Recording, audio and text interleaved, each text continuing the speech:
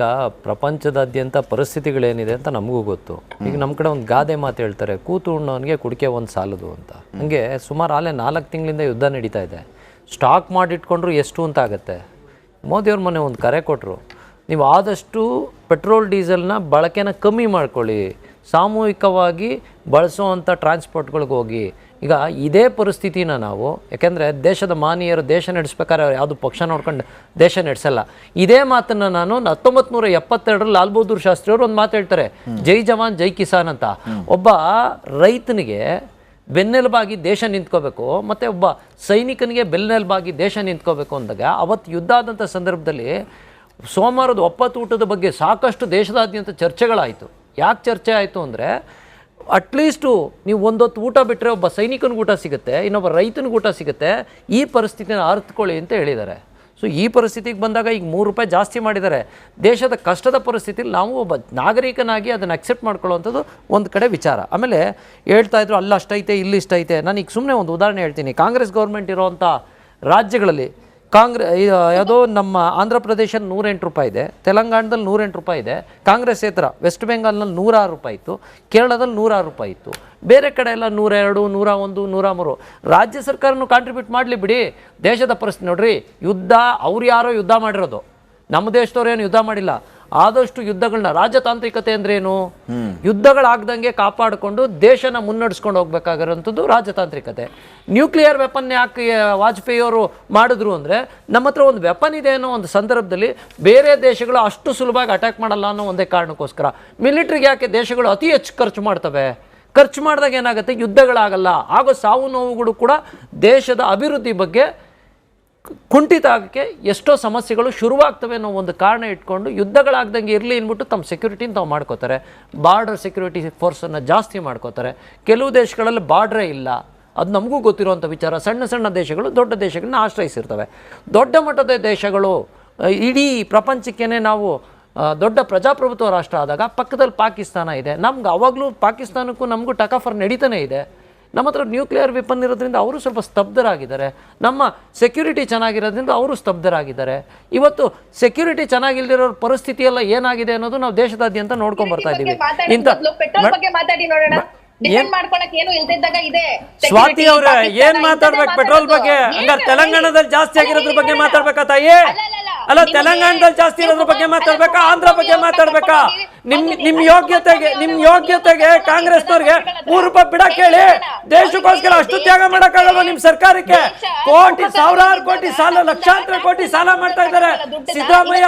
ನಾಚಿಕೆ ಆಗಲ್ವಾ ಅದನ್ನ ಹೇಳ್ಕೊಳ್ಳಿಕ್ಕೆ? ನಿಮ್ಗೆ ಏನ್ ಅಭಿವೃದ್ಧಿ ಮಾಡಿದಿರಿ?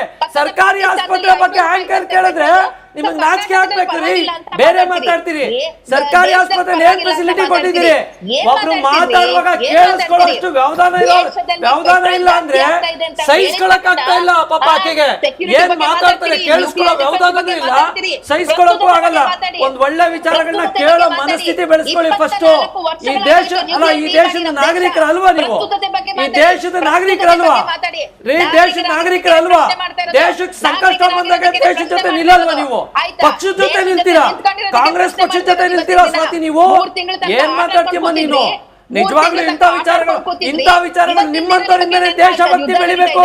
ನಿಮ್ಮಂತವರಿಂದ ದೇಶಭಕ್ತಿ ಬೆಳಿಬೇಕು.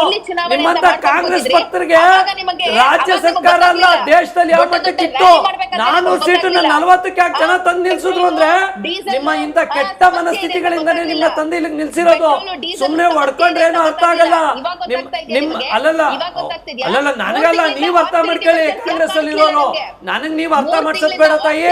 ನೀವ್ ಅರ್ಥ ಮಾಡ್ಕೊಳ್ಳಿ ಫಸ್ಟ್. ಅರ್ಥ ಆಯ್ತಾ? ನೀವು ಫಸ್ಟ್ ಅರ್ಥ ಮಾಡ್ಕೊಳ್ಳಿ.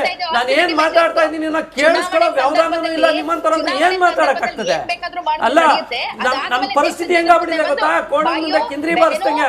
ಅಂದ್ರೆ ದೇಶಭಕ್ತಿ ನಿಮಗ್ ದೇಶ ಬೇಡ, ನಿಮಗ್ ದೇಶ ಬೇಡ. ನೀವು ಕಾಂಗ್ರೆಸ್ ಜಾತಿಯವ್ರು, ನೀವು ಅಷ್ಟೇ ದೇಶಭಕ್ತಿ ಕರೆ ಮಾಡಿ ತಮ್ಮ ಅಭಿಪ್ರಾಯವನ್ನ ತಿಳಿಸೋದಕ್ಕೆ ರೆಡಿ ಇದ್ದಾರೆ. ವಾಪಸ್ ಬರ್ತೀನಿ ಗೌಡ್ರೆ, ವಾಪಸ್ ಬರ್ತೀನಿ. ಸ್ವಾತಿ ಅವರೇ, ವಾಪಸ್ ಬರ್ತೀನಿ. ಜನ ಕೂಡ ಮಾತಾಡ್ಲಿ, ಜನರ ಅಭಿಪ್ರಾಯ ನೋಡೋಣ. ಗೌಡ್ರೆ ಒಂದ್ ನಿಮಿಷ. ಹಾಸನದಿಂದ ಗೋವಿಂದ ಗೌಡ್ರು, ನಮಸ್ಕಾರ ಗೌಡ್ರೆ. ಸರ್ ನಮಸ್ಕಾರ. ಏನಂತೀರಿ? ಪೆಟ್ರೋಲ್ ಡೀಸೆಲ್ ಬೆಲೆ ಏರಿಕೆ ವಿಚಾರದ ಬಗ್ಗೆ ನಾವು ಚರ್ಚೆ ಮಾಡ್ತಾ ಇದೀವಿ, ನೀವು ನೋಡ್ತಾ ಇದ್ದೀರಿ. ನಿಮ್ಗೇನ್ ಅನ್ಸುತ್ತೆ? ಸರ್ ನಾನೊಂದು ಸ್ವಾತಿ ಮೇಡಮ್ ಅವರು ಮತ್ತೆ ಡಾಕ್ಟರ್ ಶ್ರುತಿ ಸರ್ ಇದ್ದಾರೆ ಅವ್ರೊಂದು ಮಾತಾಡಕ್ಕೆ ಇಷ್ಟಪಡ್ತೀನಿ. ಮೋದಿ ಅವರು ಪೆಟ್ರೋಲ್ ಡೀಸೆಲ್ ಜಾಸ್ತಿ ಮಾಡಿದ್ದಾರೆ, ಗ್ಯಾಸ್ ಜಾಸ್ತಿ ಮಾಡಿದ್ದಾರೆ ಅಂತ ಹೇಳ್ತಾರೆ. ಬಟ್ ಸರ್ ಕರ್ನಾಟಕ ಎಲ್ಲಿದೆ? ಕರ್ನಾಟಕ ಭಾರತ ದೇಶದಲ್ಲಿದೆ ಸರ್. ಕರ್ನಾಟಕ ಜನಸಂಖ್ಯೆ ಏನು, ಭಾರತದ ಜನಸಂಖ್ಯೆ ಏನು? ಕರ್ನಾಟಕದಲ್ಲಿ ಸಿದ್ದರಾಮಯ್ಯನವರಿಗೆ ಸರ್ಕಾರ ನಡೆಸಕ್ಕಾಗ್ತಲೆ ಎಷ್ಟು ಸಲ ಅವರು ಪ್ರತಿಯೊಂದು ರೇಟ್ ಜಾಸ್ತಿ ಮಾಡಿದ್ರು ಸರ್ ಅವರು? ಕರ್ನಾಟಕ ಯಾರ ರಾಜ್ಯದ ಜೊತೆಗೆ ಯಾರು ಯುದ್ಧ ಮಾಡಿದೆಯಾ? ಭಾರತನು ಪಾಕಿಸ್ತಾನ ಜೊತೆ ಯುದ್ಧ ಮಾಡಿದೆ, ಬಟ್ ಯಾರು ದೇಶದ ಯುದ್ಧ ಮಾಡಿಲ್ಲ. ಬಟ್ ಅಲ್ಲಿನ ತೈಲ ಆಮದು ಆಗ್ತಾ ಇಲ್ಲ ನಮ್ದ ಭಾರತಕ್ಕೆ, ಸಮಸ್ಯೆ ಆಗಿದೆ. ಈಗ ಮೋದಿ ಅವರ ಈ ಕೇಂದ್ರ ಸರ್ಕಾರದ ನಿರ್ಧಾರವನ್ನ ನೀವು ಸ್ವಾಗತಿಸ್ತೀರಾ? ಇಂಥ ವ್ಯಕ್ತಿ ಸಿಗಲ್ಲ ನಮ್ಗೆ. ಸ್ವಾತಿ ಅವ್ರ ಒಂದ್ ನಿಮಿಷ. ಇಂಥ ವ್ಯಕ್ತಿ ಸಿಗಲ್ಲ ಸರ್ ನಮ್ಗೆ. ಓಕೆ, ನಾವಿಲ್ಲಿ ಅಲ್ಲಿ ನಾವು ರೈತರು ಸರ್, ನಾವು ರೈತರಾದ್ರೂ ಕೂಡ ಅದ್ದೂರಿ ಬರುತ್ತೆ ಇದೀವಿ ನಾವು. ಹಾಗಿದ್ರೆ ಗೋವಿಂದೇಗೌಡ್ರೆ ಒಂದ್ ಕೆಲಸ ಮಾಡ್ಬಿಡಿ. Okay, fine. ಇಲ್ಲ ಅವ್ರ ಅಭಿಪ್ರಾಯ ತಿಳಿಸ್ತಾ ಇದ್ದಾರೆ. ಡಿಬೇಟ್ ಅಲ್ಲ ಸ್ವಾತಿ ಅವರೇ, ಅವರು public is not a spokesperson. ಅವ್ರ ಜೊತೆ ನೀವು ಕೌಂಟರ್ ಮಾಡೋ ಅಗತ್ಯ ಇಲ್ಲ. Is not a spokesperson. ಅವರು ಜನಾಭಿಪ್ರಾಯ ಹೇಳ್ತಾ ಇದ್ದಾರೆ. ಅವರು ಬಿಜೆಪಿ ವಕ್ತಾರರಲ್ಲ. ಥ್ಯಾಂಕ್ ಯು ಗೋವಿಂದೇಗೌಡ್ರೆ. ಥ್ಯಾಂಕ್ ಯು ಕರೆ ಮಾಡಿ ನಿಮ್ಮ ಅಭಿಪ್ರಾಯ ತಿಳಿಸಿದಕ್ಕೆ. ಗಂಗಾವತಿಯಿಂದ ಮತ್ತೊಬ್ಬ ಕಾಲರ್ ರೆಡಿ ಇದ್ದಾರೆ. ಉದಯ್ ಅವರೇ ನಮಸ್ಕಾರ. ಸರ್ ನಮಸ್ಕಾರ ಸರ್. ಎಸ್ ಉದಯ್ ಅವರೇ, ನಿಮ್ಮ ಅಭಿಪ್ರಾಯ ಏನು? ಸರ್ ನಾವು ವೆಲ್ಕಮ್ ಮಾಡ್ತೀವಿ ಸರ್. ನಾವು ಒಂದು ಹೇಳಕ್ಕೆ ಇಷ್ಟಪಡ್ತೀವಿ ಎಲ್ಲ ಪ್ಯಾನಲಿಸ್ಟ್ಗಳಿಗೆ. ಯಾರಿಗೆ? ಎಲ್ಲ ಪ್ಯಾನಲಿಸ್ಟ್ಗಳಿಗೆ ಒಂದು ಹೇಳಕ್ಕೆ ಇಷ್ಟಪಡ್ತೀನಿ. ಬಂದಾಗ ಸ್ವಲ್ಪ ಡೆಕೋರಮ್ ಮೇಂಟೈನ್ ಮಾಡಕ್ಕೆ ಹೇಳಿ ಸರ್. ಡಿಬೇಟ್ ತರ ಇರ್ಬೇಕು ಡೈಲಿ. ಧನ್ಯವಾದ ಬ್ರದರ್. ಓಕೆ, ಯಾವ ಫಿಶ್ ಮಾರ್ಕೆಟ್ ತರ ಆಗ್ಬೋದು. ಅಲ್ಲ ಆಯ್ತು, ಅವರು ಡೆಕೋರಮ್ ಮೇಂಟೈನ್ ಮಾಡ್ತಾರೆ. ನಿಮ್ಮ ಅಭಿಪ್ರಾಯ ಏನು ಇದೇನಾ? ಸರ್ ಇದೆ ಸರ್. ಕಂಪೇರ್ ಟು ಬೇರೆ ದೇಶಗಳು ನಮ್ಮ ಕಂಟ್ರಿ ಚೆನ್ನಾಗಿದೆ ಸರ್. Okay, fine. Thank you Uday ಅವರೇ ಕರೆ ಮಾಡಿದ್ದಕ್ಕೆ. ನಮ್ಮ ಪ್ಯಾನಲಿಸ್ಟ್ಗಳು ಉದಯ್ ಅವರು ಹೇಳೋದನ್ನ ಕೇಳಿಸ್ಕೊಂಡ್ರು ಅಂತ ಅನ್ಕೋತೀನಿ. ಚರ್ಚೆನ ಮುಂದುವರಿಸ್ತಾ ಇದ್ದೀನಿ.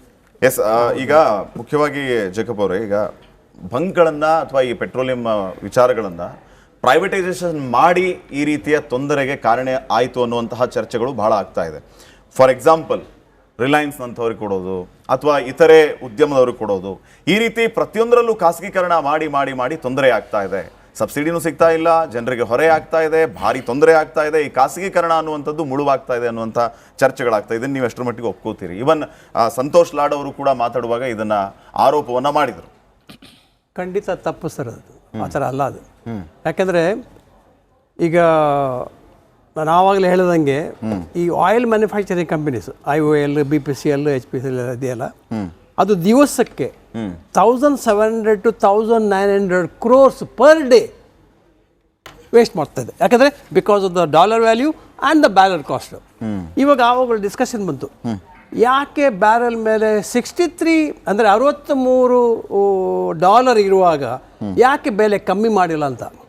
ಅದಕ್ಕೆ ಉತ್ತರ ಏನು ಗೊತ್ತಾ ಸರ್? ಅದರಲ್ಲಿ ಸರ್ಕಾರ ವ್ಯಾಟ್ ಮತ್ತು ಟ್ಯಾಕ್ಸಸ್ ಜಾಸ್ತಿ ಮಾಡಿ ಸರ್ಕಾರದ ಬೊಕ್ಕಸೆ ಕಾಸು ತೆಗೆದುಬಿಟ್ಟು ಆ ಕಾಸನ್ನು ಇನ್ಫ್ರಾಸ್ಟ್ರಕ್ಚರ್ ಮತ್ತು ಸೋಷಿಯಲ್ ವೆಲ್ಫೇರ್ಗೆ ಸ್ಪೆಂಡ್ ಮಾಡಿದ್ದಾರೆ. ಇಲ್ಲದ್ರೆ ಬ್ಯಾಲೆನ್ಸ್ ಆಫ್ ಪೇಮೆಂಟ್ ಬಂದ್ಬಿಡುತ್ತೆ. ಇನ್ಫ್ರಾಸ್ಟ್ರಕ್ಚರ್ ನಿಮ್ಗೆ ಗೊತ್ತಿದೆ, ಗಡ್ಕರಿ ಯಾವಾಗಲೂ ಹೇಳ್ತಾ ಇದ್ದಾರೆ, ದಿವಸಕ್ಕೆ 35 ಕಿಲೋಮೀಟರ್ ನಾನು ಮಾಡ್ತಾ ಇದ್ದೀನಿ. ಅದಕ್ಕೆ ಕಾಸು ಎಲ್ಲಿಂದ ಬರುತ್ತೆ? 50,000 ಕೋಟಿ ಟೋಲ್ ಬರುತ್ತೆ ಸರ್. ಸಾಕಾಗಲ್ಲ ಅದು. ಒಂದು ವರ್ಷಕ್ಕೆ ಸಾಕಾಗಲ್ಲ.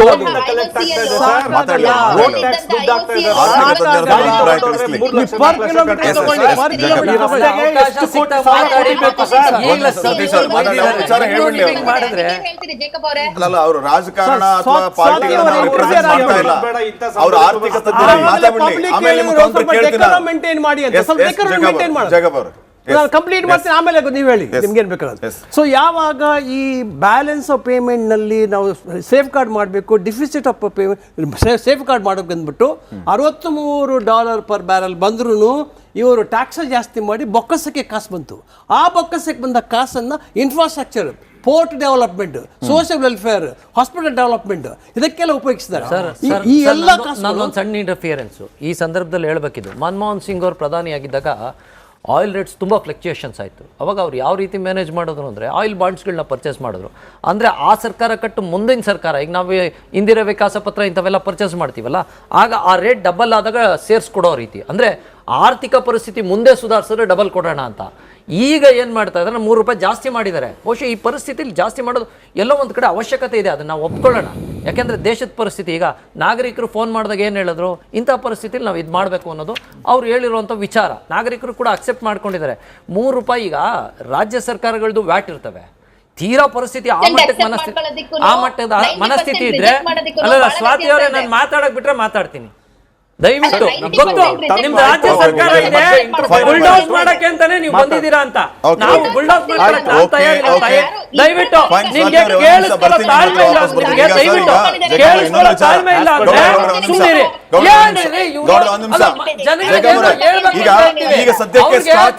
ವಿಷಯವಾಗಬಾರ್ದು, ಅವ್ರನ್ನ ಕಳ್ಸೋದು. ಅದಕ್ಕೆ ಅವ್ರು ಕಾಂಗ್ರೆಸ್ನವರು ಜನಗಳಿಗೆ ಯಾವುದೇ ವಿಚಾರ ತಲುಪಿಸ್ಬೇಡಿ, ಗಲಾಟೆ ಮಾಡಿ. ನೋಡ್ರಿ, ಅವ್ರು ಮಾತಾಡಿದ್ರು ಗಲಾಟೆ ಮಾಡ್ತಾರೆ, ಇವ್ರು ಮಾತಾಡಿದ್ರು ಗಲಾಟೆ ಮಾಡ್ತಾರೆ. ನಾನು ಮಾತಾಡೋದು ಜನ ಪಾಪ ಫೋನ್ ಮಾಡು ಬೈತಾ ಇದಾರ್ರಿ ನಮ್ಮನ್ನ. ಪ್ಯಾನಲಿಸ್ಟ್ಗಳು ಒಂದು ಡೆಕೋರಮ್ ಮೇಂಟೈನ್ ಮಾಡ್ರಿ ಅಂತ. ಡೆಕೋರಮ್ ಮೇಂಟೈನ್ ಮಾಡಕ್ಕೂ ಬಿಡಲ್ಲಲ್ರಿ ಅವರು. ಇಲ್ಲ, ನಾವೆಲ್ಲ ಸುಮ್ಮನೆ ಕೂತ್ಕೋತೀವಿ. ಮಾಹಿತಿಯ ಪ್ರಕಾರ ಜಗಬ್ ಅವರೇ 18 ದಿನ ಆಗುತ್ತೆ ಸದ್ಯಕ್ಕಿರುವಂತ ಸ್ಟಾಕ್ ಅನ್ನುವಂಥದ್ದಿದೆ. ಸೊ ಈಗ ಜನಸಾಮಾನ್ಯರಲ್ಲಿ ಮೂಡುವಂತ ಪ್ರಶ್ನೆ ಏನಂತಂದ್ರೆ, 18 ದಿನ ನಮ್ಮಲ್ಲಿರುವಂತ ಸ್ಟಾಕ್ ಸಾಕಾಗುತ್ತೆ ಅಂತಂದ್ರೆ 19ನೇ ದಿನ ಏನು ಅನ್ನುವಂತ ಪ್ರಶ್ನೆ ಮೂಡುತ್ತೆ. ಸೊ ಏನ್ ಮಾಡ್ಬೇಕು, ಅವಾಗ ಯಾವ ರೀತಿ ವ್ಯವಸ್ಥೆಗಳಾಗುತ್ತೆ? ಈಗ ಪ್ರಧಾನಿ ಮೋದಿ ಅವರು UAE ಹೋಗಿದ್ದಾರೆ, ಗಲ್ಫ್ ರಾಷ್ಟ್ರಗಳ ಜೊತೆಗೆ ಮಾತಾಡ್ತಾ ಇದ್ದಾರೆ. ಇದು ಇಂಪ್ಲಿಮೆಂಟ್ ಆಗುವುದು ಯಾವಾಗ? 19ನೇ ದಿನ, 18 ದಿನ ಇದೆ ನಮ್ಮ ಹತ್ರ ಈಗ ಪೆಟ್ರೋಲು ಡೀಸೆಲ್. ಆಮೇಲೆ ಏನು 19ನೇ ದಿನ ಅನ್ನೋಂಥ ಪ್ರಶ್ನೆ ಕೂಡ ಆಗುತ್ತೆ. ಅಂದ್ರೆ ಇದದು ಒಂದು ತಿಳ್ಕೋಬೇಕು. ಅಂದ್ರೆ ಫೆಬ್ರವರಿ 28 ಯಾವಾಗ ಈ ವಾರ್ ಶುರು ಆಯ್ತು, ಆವಾಗ ನಮ್ಮ ಹತ್ರ 1 ವರ್ಷದ ಸ್ಟಾಕ್ ಇತ್ತು. ಆಮೇಲೆ ಸ್ಟೇಟ್ ಆಫ್ ಹಾರ್ಮೋಸ್ ಸ್ಟಾಪ್ ಆದ್ಮೇಲೆ ಕೆಲವು ದಿವಸ ಬಂದೇ ಇಲ್ಲ. ಆಮೇಲೆ ರಿಕ್ವೆಸ್ಟ್ ಮಾಡ್ಬಿಟ್ಟು ಒಂದು 2-3 ಶಿಪ್ಸ್ ಬಂತು. ನಿನ್ನೆ 2 ಶಿಪ್ಸ್ ಬಂತು. ಅಂದ್ರೆ ದಿವಸಕ್ಕೆ ಸುಮಾರು 12ರಿಂದ 15 ಶಿಪ್ಸ್ಗಳು ಇಂಡಿಯಾಕ್ಕೆ ಬರ್ತಾ ಇತ್ತು. ಅದು ಸ್ಟಾಪ್ ಆಯಿತು ಸ್ಟೇಟ್ ಆಫ್ ಹಾರ್ಮೋಸ್ನಲ್ಲಿ. ಇದರಿಂದ ಈಗ ಈಗ ಈಗ ಒಂದು ಒಳ್ಳೆ ಸ್ಟಾಕ್ ಇರುವುದನ್ನ ನಾವು ಲಾಸ್ಟ್ ಮೊಮೆಂಟ್ ತನಕ ಕಾದು ಕೂತ್ರೆ, ನಾಳೆ ದಿವಸ ಆಯಿಲ್ ಇಲ್ಲದೆ ಹೋದ್ರೆ ಮನಮೋಹನ್ ಸಿಂಗ್ ಪೀರಿಯಡ್ನಲ್ಲಿ ಆಗಿತ್ತಲ್ಲ, 1 ವಾರದ ನಮ್ದು ಫಾರಿನ್ ಕರೆನ್ಸಿ ಇರಲಿಲ್ಲ. ಆವಾಗ ನಾವು ಏನು ಮಾಡೋದು, ಎಲ್ಲ ಬಂಗಾರ